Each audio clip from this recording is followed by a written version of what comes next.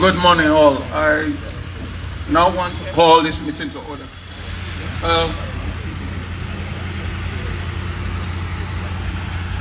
The Chief Minister, Ministers of Government, the First Lady,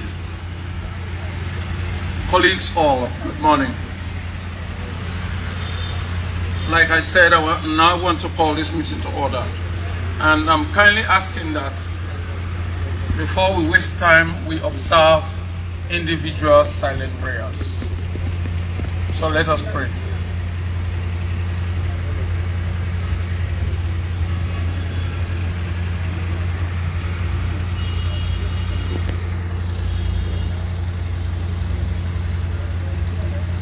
Amen. I have to introduce the chairman. And incidentally, he refused to give me any tips to introduce him. So I'm going to say what I know about him, and you can verify after listening to him and interacting with him. He is a he. He hails from the east, and they say wise men come from the east, so I expect him to be wise. Then incidentally, he went to the best Catholic school in this country. I know. That is, in fact, the second best school in the country after the both school.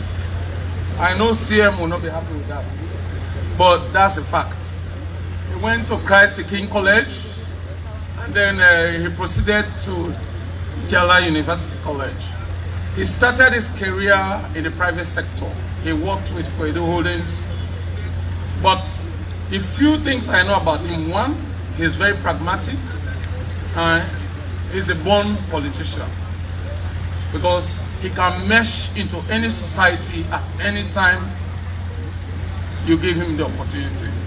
So, with a round of applause, kindly let us invite the chairman for this occasion, who happens to be Mr. Rex Bonafa, the Deputy Minister of Transport and Aviation.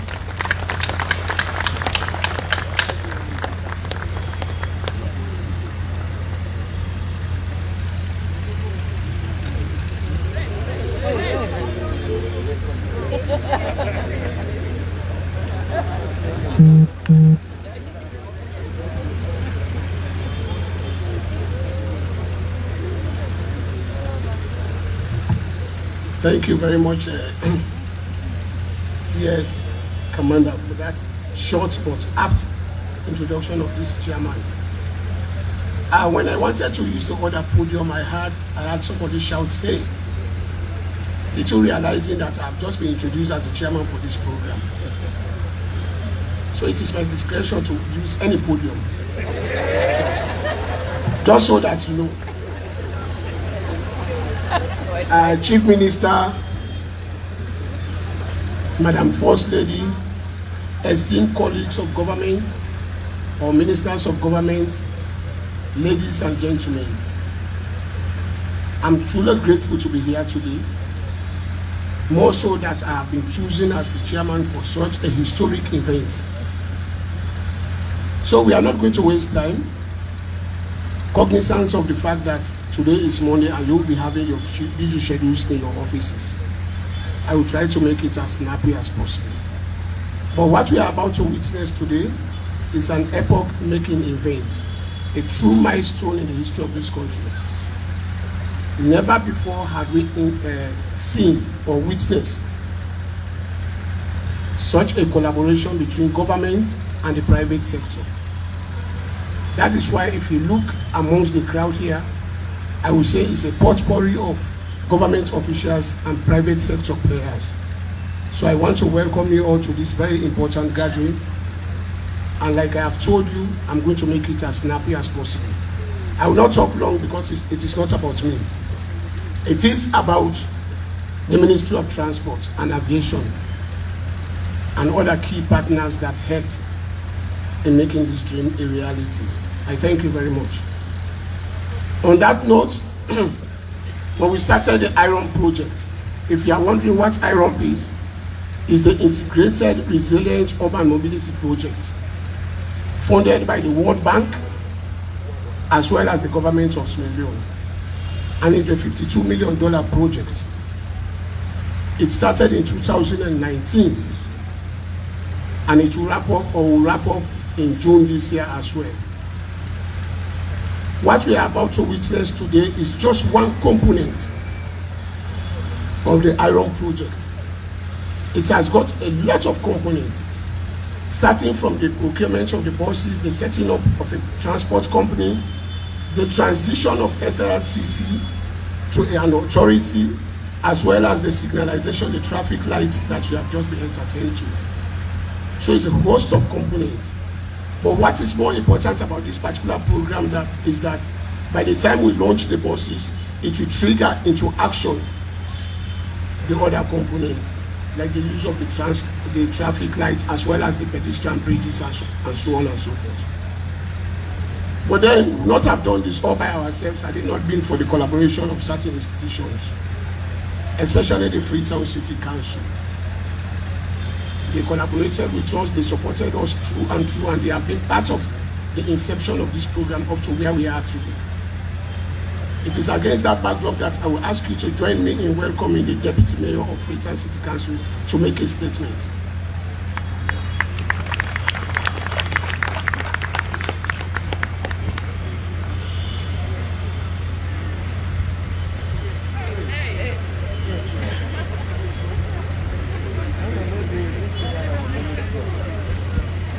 Please forgive me, I wasn't quite sure which of the podiums I was meant to use.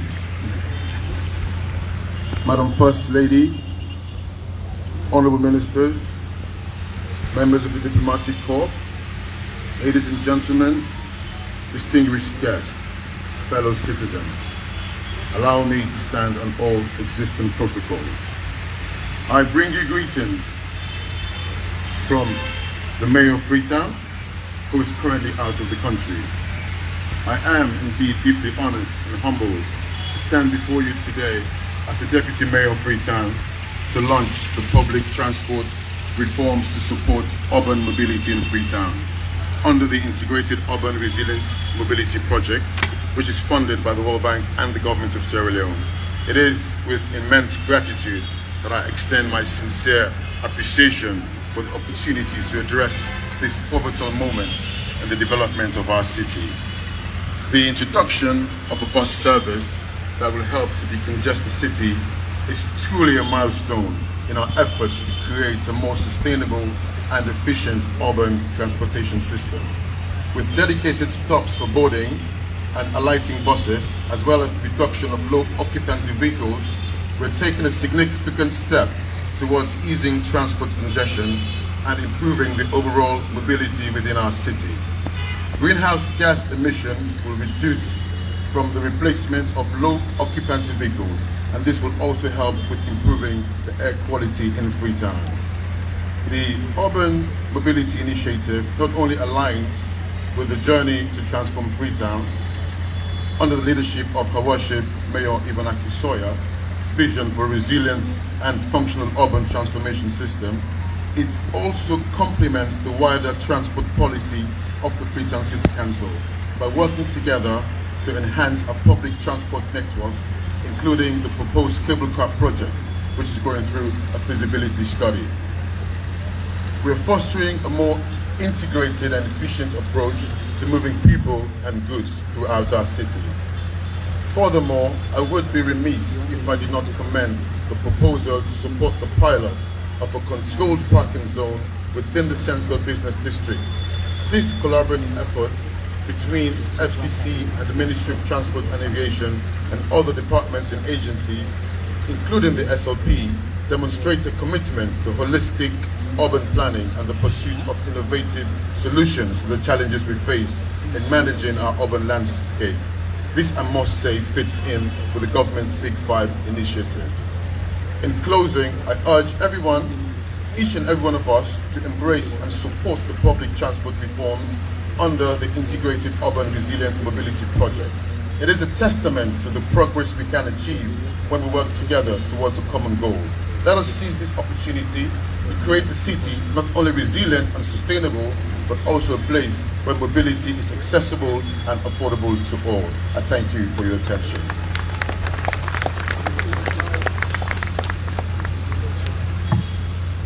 Thank you, His Worship the Deputy Mayor of Freetown City Council. We would not have done this, like I said, in silos or in isolation. We needed to bring in other partners. And of course, I've told you about the amount of money that was injected into this program. We are not Ministry of Finance. We don't have a board, just so that you know. And when it came to the fiducial management of this whole project, we relied heavily on the Ministry of Finance, because even the PFMU that manages the fiducial aspects of the program sits in the Ministry of Finance. And we've enjoyed a lot of comfort from the Minister of Finance. A gentleman of fine standing. Ladies and gentlemen, welcome the Minister of Finance for his statement.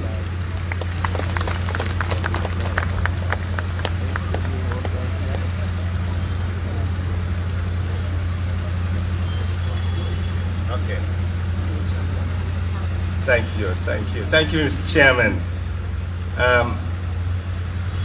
Madam First Lady, Chief Minister, colleague ministers, His Worship, the Deputy Mayor of Freetown City Municipality, Country Manager, diplomats, members of Parliament, colleagues in the public service and general, distinguished ladies and gentlemen. Today marks another milestone in actualizing the productive relationship between government and our development partners, especially the World Bank. And I just want to draw your attention as to where we started getting to these buses into Sierra Leone.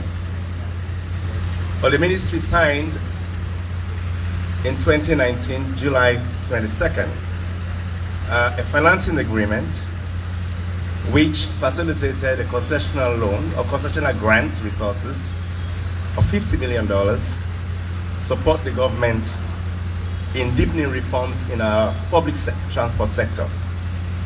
And these were really meant to ensure that we drive road safety, but also enhance the entire institutional architecture in the transport sector in Sierra Leone and improve or modernize some of our infrastructure that we have. So the project was designed in a way that we had some components, 5 different components, modernizing and professionalizing the sector itself, strategically ensuring that we have resilient investment in our mobility systems in the country, build the human capacity of the ministry and the sector itself, and then fund the project, implementing the agency, and then leave room for any emergencies. And I must say, since we signed, we did a lot in ensuring that the project starts on time. And I must confide in you that from the Ministry of Finance point of view, we are very pleased with the implementation of this project up to this point. We have achieved 76% of the disbursement. I think 90% of the project in terms of implementation has been done. And I just want to commend the leadership of the Ministry of Transport and Aviation and the team, Mr. Minister, yourself and your team, and prior ministers who have actually contributed in ensuring that we get to this point today. For strong oversight and leadership. I want to thank you very much. And I will be remiss in my duty if I don't appreciate what the World Bank has done. Currently, it's close to $1 billion investment in different sectors in the country. And then with 3 key regional programs in key sectors, be they energy, agriculture, and the like. And they have been very instrumental over the decades across many sectors. And this, I think they are very passionate about and very focused on ensuring that we deepen our intervention in the transport sector going forward. And I know there's a deep thought around having a continuation of investment in the sector so that we don't leave it halfway done.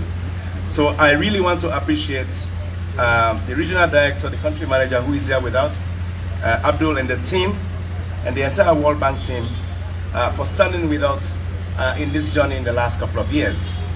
And as we gather here this morning for this launch, let me inform all that this is a huge investment. It's not only the bus that you see some improvements across the city in strategic areas where we have been investing in unlocking some of the blockages that we have in freeing up the movement of vehicles, but also facilitating the flow of traffic in the country. You see traffic lights, you see overhead crossing areas for kids or people who will be traversing high highways, or I'll call it heavily used roads across the country. And we believe that these buses will be very instrumental in ensuring that we free up the movement of people. And even when there are problems in the city, normally, you know, people say they are striking, public buses will be there and it will not affect people moving around. So this is a very valuable investment, and I think it is meaningful in transforming the sector.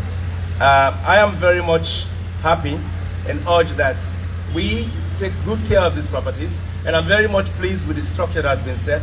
We have allowed private sector to come and work with the government and ensure that these buses are effectively managed and they can stand the test of time to free up ease of movement within the city. So let me conclude by stating that the Ministry of Finance will continue to support the Ministry of Transport and the transport sector in ensuring that we do mobilize resources, but also provide the needed support in ensuring that your policies in implementing the wishes of the 5 big changes, game changers, are actually implemented, especially those that have to do with transportation and technology, which you are very much serious about. So I thank you very much, and wish you very well as we launch and use these valuable assets in the country. Thank you very much.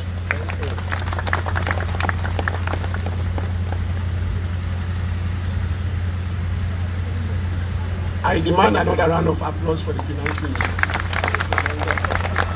And you may not know why. He still owes us some money and we want that money. Mr. Finance Minister, who will come to your office.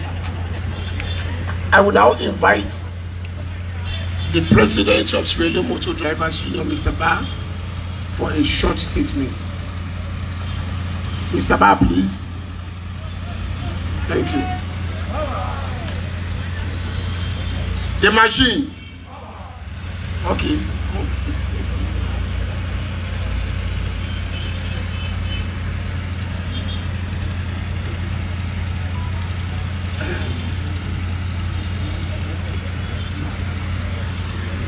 Good morning.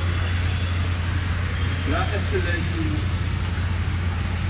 our First Lady, esteemed ministers, government, World Bank Country Manager, Your Worship Deputy Mayor of Freetown City Council, representative from Integrated Resilient Urban Mobility Project, IROP, transport stakeholders, distinguished ladies and gentlemen. Yes, sir. It is with great pleasure and honor that I stand before you today to mark a significant milestone in the history of urban mobility in Freetown. The launch of this public transport reforms represents a pivotal moment in our collective effort to transform the way people move within our city. And I am deeply grateful to the opportunity shared with all of you. The gains made in public transport sector are nothing short of remarkable. The transformation of the Sierra Leone Road Transport Corporation into the Sierra Leone Public Transport Authority marks a shift from being a mere operator to become a regulator, paving the way for the establishment of the Metro Transport Company Limited. A shareholding company comprised of the existing transport stakeholders like the Motor Drivers and General Transport Workers Union, which has 30% into this company, passenger welfare, motor tricycle operators, Motor Tricycle Union, and the Okada Transport Union. This transition has been instrumental in professionalizing the modernization and transport sector, ensuring that our citizens have access to safe, reliable, and efficient public transport service. Furthermore, the procurement of 50 high-quality buses branded Waka Fine to be managed and operated by the Metro Transport, which Drivers Union is part of it, is a testament to our commitment to provide top-notch transportation options for the people of Freetown. These buses will not only enhance the quality of service, but also contribute to the reducing congestion and improving air quality in our city. I must also acknowledge the pivotal role played by the existing transport sector, which has been responsible for providing our 90% of urban transport for commuters. Their adaptability and willingness to adjust to ongoing charges during the project lifespan have been crucial in ensuring the success of these public transport reforms. Their dedication and resilience have been integral to the realization of our shared vision for a more efficient and sustainable urban transport system. As we stand on the course of this transformative movement, I will be remiss if I did not express my deepest gratitude to His Excellency, retired Brigadier Dr. Julius Maada for his professional leadership and unwavering commitment to improving urban mobility in Freetown. Your support has been instrumental in driving these reforms forward, and we are immensely grateful for your unwavering dedication to the cause. I would also like to extend my heartfelt appreciation to the Ministry of Transport and Aviation, in particular the Minister and the Iron Project, for implementing units, for their steadfast trust in our ability to succeed. Their support and guidance have been invaluable throughout the implementation of this transformation project, and we are deeply grateful for their unwavering commitment to our shared goals. Lastly, but certainly not least, I want to thank the transport stakeholders for their resilience and dedication in staying the course. Your unwavering commitment to these public transport reforms has been nothing short of inspiring, and I am truly grateful to your collective effort in bringing us to this momentous occasion. In closing, I am filled with optimism as we embark on the new chapter in Freetown urban mobility journey. Together, we have laid the foundation for a more sustainable, efficient, and inclusive transport system that will benefit generations to come. I'm confident that with our continued collaboration and determination, we will achieve even greater milestones in the years ahead. I thank you very much.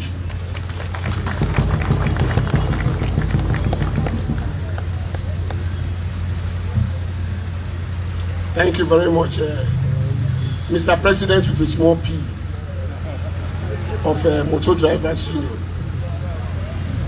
His statement has just answered the persistent question about what will happen to the existing transport runners along the various corridors. He has just told you they are very much part of the entire transformative process. They are shareholders in the new company. And it is not only limited to them alone. It includes the keke riders as well as the BRU and that of the passenger welfare. So we had them in mind. This is not to take bread from their mouth, but to ensure that we even upgrade their status by giving them a new company with new bosses. Ladies and gentlemen, earlier I told you this project was co-funded, one by the government of Sierra Leone, and more importantly, by another development partner. That is what we look forward to from our development partners. So now I will call on the country director of the World Bank to make a brief statement. Mr. Director, please. Thank you very much.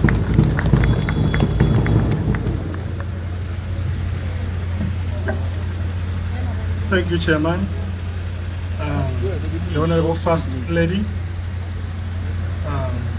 Her Excellency Fatima, Chief Minister, Minister of Finance, Cabinet Ministers present, development partners, colleagues, ladies and gentlemen, it's a pleasure to join you today here in the inauguration of this Waka Fine bus. It's a huge moment for celebration for the people of Sierra Leone, and I would like to begin by expressing our appreciation to the Ministry of Transport, Minister, and your colleagues and your predecessor, together with the PIU, as well as the Ministry of Finance, who have spearheaded the implementation of the IRAM project. Getting here is a huge milestone, and we commend all of you who have been behind the effort. I would like to begin by underscoring that this achievement today is in line with the new National Development Plan. We are talking about moving people, we are talking about moving food, we're talking about enhancing digital infrastructure opportunities, we're talking about enhancing public sector efficiency, and we're talking about creation of jobs, which is in line with the 5 big changes of the National Development Plan. But I would like to first of all start by picking up on the previous speaker, where he mentioned something very important, and many of you may be asking, what has happened in the past? We've had public transport companies, and they have all gone, they have vanished. Or we've had country XYZ, where they've started this kind of initiative, but it has not gone that far. I think the gentleman before me made a very important point of saying efforts have been made to integrate the existing bus operators. And typically that is one of the most complicated issues we confront wherever we work. The efforts undertaken by the ministry through this project to integrate the private informal operators to be part of the shareholders of this company is a testimony that what has been created is actually going to stand generations of time, and will be a testimony to witness this happening from today into the future. It's important that private bus operators see a stake in the ownership, in the running, in the operation and the sustainability of the bus company. The fact that 4 operators have come together and create the Metropolitan Transport Corporation is a huge testament that this is a project that is really going to sustain itself going into the future. In addition to the Metro Transport Corporation that we are seeing today, the government is commended for establishing the Public Transport Authority, which will be tasked with really coordinating and regulating the framework of public transport. There are many benefits that we are likely to see in coming months and years. First of all, we are all grappling with every effort we can put our hands on to reduce greenhouse gases. And we see this is an endeavor. Every time you move people in numbers, you are actually aggregating and reducing the number of traffic vehicles that will be emitting greenhouse gases. So this is a clear manifestation of the direction where we see efforts to really combat climate change, or any effort that would lead to mitigation or adaptation of better ways to live with climate change. The other issue I wanted to talk about is that this innovation is so important. We are enhancing the rollout of technology into the day-to-day operations of the bus company. So if you have a cell phone and you have the app of the bus, you'll be able to get on work, you get to work on time, because you're able to reliably know what time is the bus coming and how am I going to get to the next bus stop. We are trying our level best to create dedicated bus corridors, again to enhance the movement, much more faster flow to enable people get to work and back to home, vice versa in the evening. But also on a financial basis, the idea of integrating in a fare bus system, the ticketing system, is really going to be another game changer. You buy your fare, you have a token, and you just insert in the bus, you move. Meanwhile, the revenue is collected centrally, and that provides an opportunity for sustainability of the effort moving forward. So that's again another key opportunity that we see moving into the future. Job creation. Directly as this bus start trekking the roads, over 500 jobs will be created. And these will be young men, women, all of you who are interested in rolling up your sleeves, there is an opportunity for you to get employed. There is inclusivity, because also we often see children and women left behind when it comes to mobility. So what we are saying here today, the 50 buses are just the seed capital. It's not the end in itself. We hope that as the company grows bigger, more private sector players come into play, we will be able to sustain the initiative moving forward. And so, beyond this, what are we looking at? On behalf of my colleagues at the World Bank, we are currently working on the next connectivity and agricultural market infrastructure project. That project will scale up rural bridges in the countryside. I think we envisage something like 4 additional bridges on top of the existing 4 bridges under SCADIP right now. But what's important really is that we want to take this a step further. We would like to work with the government and establish a national transport strategy where you look at different modes of transport and how they integrate and how useful that can be in terms of unlocking the country's potential, in terms of moving goods, in terms of moving people, and so on and so forth. So we look forward to continuing partnership with the Ministry of Finance, Ministry of Infrastructure, and the government as a whole to see how we can bring in more resources and sustain the sector. Honorable Chairman, and Your Excellency, Madam First Lady, Chief Minister, Minister of Finance, I cannot go without using this opportunity to say something that this project has come a long way. 2 years and a half, we are rolling our sleeves, and it was not easy to get these buses launched. Minister of Transport will tell you, Minister of Finance will tell you. But the message I wanted to convey here is that for contractors, please help us. If you sign up for a contract, deliver on your contractual obligations. Any effort to delay work is denying the citizens of Sierra Leone service on time. Okay? It is not the experience with this bus. We went through a smooth process of procurement until we got the buses on delivery. But there are several other investments under this project which were lagging way behind. Thanks to the leadership of the Director Indolo and his team, we really pushed and we got to where we are today by pushing the contractors. I'm working closely with the Minister of Finance to make sure that we really bring to the level where we would like to see contractors behave. Especially if you're a local contractor, you have an opportunity to grow up your business company. But why would a contractor lag on the job in the interest of cost variation, taking time, and then we do not have delivery on time? So we will be working, and I'm influencing the Minister of Finance to see if we can create a database.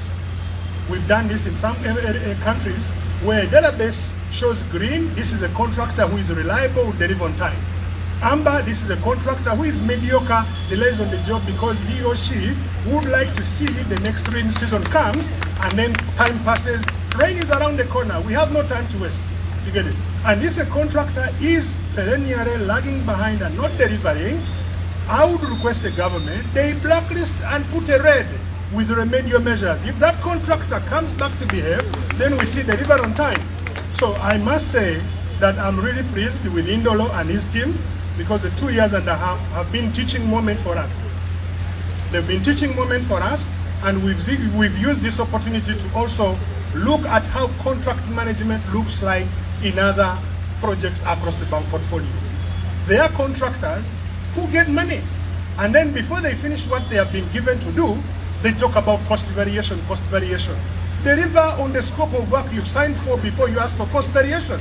So I would really like to make sure that we work together in partnership, but I must say that I'm very happy today because this project has come a long way and we've delivered on huge milestones. Thank you very much, Mr. Chairman.